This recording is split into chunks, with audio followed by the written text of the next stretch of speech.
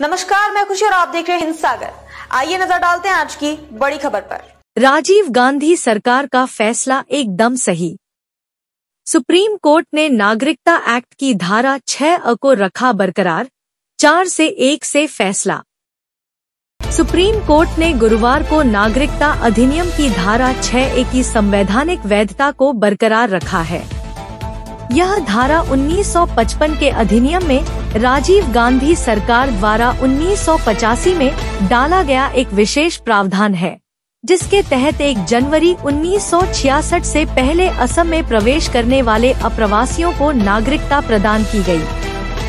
असम समझौते के बाद 1985 में लागू किए गए नागरिकता अधिनियम की धारा 6A ने 1966 से 1971 के बीच भारत में प्रवेश करने वाले बांग्लादेशी प्रवासियों की नागरिकता पर रोक लगा दी और उन्हें मतदान के अधिकार से वंचित कर दिया था। चीफ जस्टिस DY चंद्रचूड़ की अगुवाई वाली 5 जजों की संवैधानिक पीठ ने 4-1 के बहुमत से इस नियम को बरकरार रखा। न्यायमूर्ति JB पारदीवाला ने इस पर असहमति जताई, जबकि बाकी 4 जज न्यायमूर्ति सूर्यकांत, MM सुंदरेश और मनोज मिश्रा ने इसके समर्थन में अपना फैसला दिया।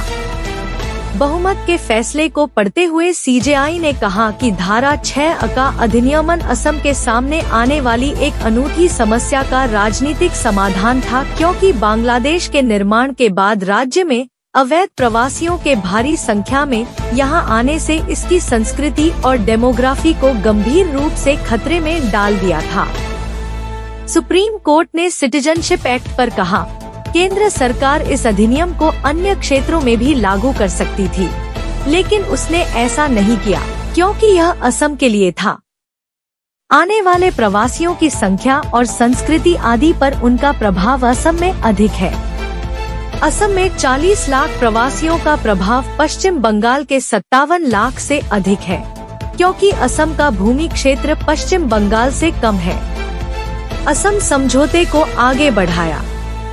नागरिकता कानून की धारा 6A की संवैधानिक वैधता को असम समझौते को आगे बढ़ाने के लिए 1985 में एक संशोधन के माध्यम से संविधान में शामिल किया गया था।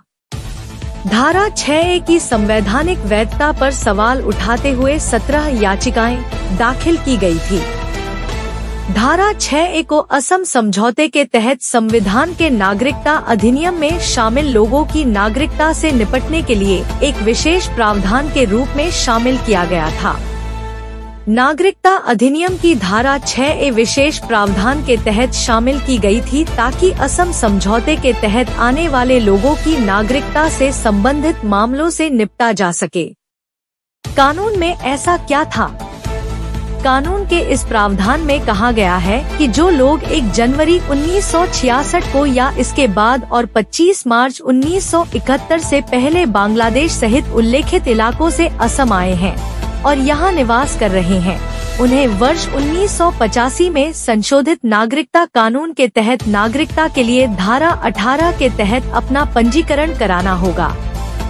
इसका नतीजा यह है कि बांग्लादेश से असम आने वालों के लिए कानून का यह प्रावधान 25 मार्च 1971 की कट ऑफ तारीख तय करता है। अब तक के लिए बस इतना ही, फिर होगी आपसे मुलाकात ऐसी एक और बड़ी खबर के साथ। तब तक के लिए नमस्कार और देखते रहिए हिंद सागर।